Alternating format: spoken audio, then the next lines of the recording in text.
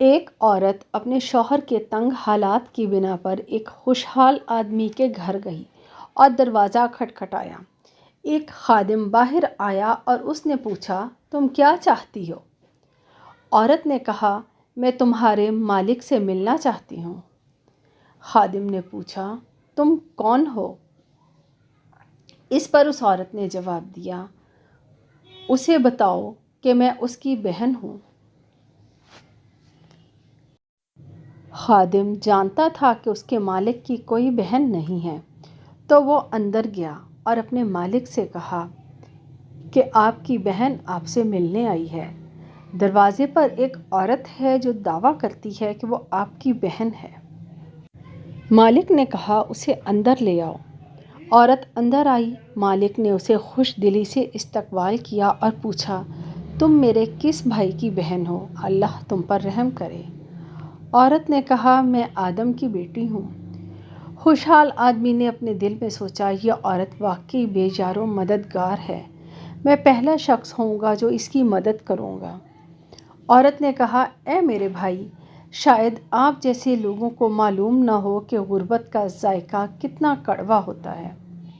اسی غربت کی وجہ سے میں اپنے شوہر کے ساتھ طلاق کے دروازے پر کھڑی ہوں۔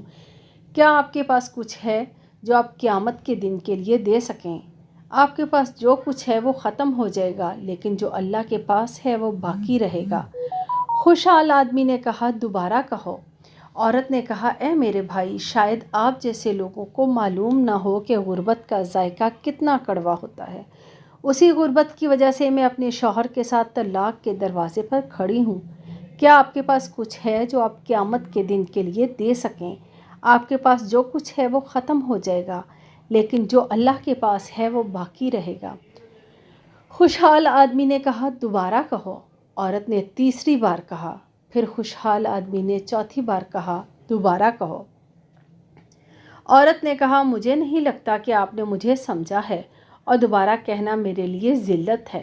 میں نے کبھی اپنے آپ کو اللہ کے سوا کسی اور کے سامنے ذلیل نہیں کیا۔ خوشحال آدمی نے کہا، اللہ کی قسم، مجھے تمہاری بات کی خوبصورتی پسند آئی۔ اگر تم 1000 بار بھی دہراتی تو میں ہر بار کے بدلے تمہیں 1000 دینار دیتا۔ پھر اس نے اپنے خادموں سے کہا، اسے 10 اونٹ، 10 اونٹنیاں، جتنی چاہے بھیڑیں اور جتنا چاہے مال و دولت دے دو، تاکہ ہم قیامت کے دن کے لیے کچھ کام کریں۔ ہمارے پاس جو کچھ ہے وہ ختم ہو جائے گا، لیکن جو اللہ کے پاس ہے وہ باقی رہے گا۔ غریبوں کو مت بھولو، کیونکہ اللہ غنی ہے اور ہم فقیر ہیں۔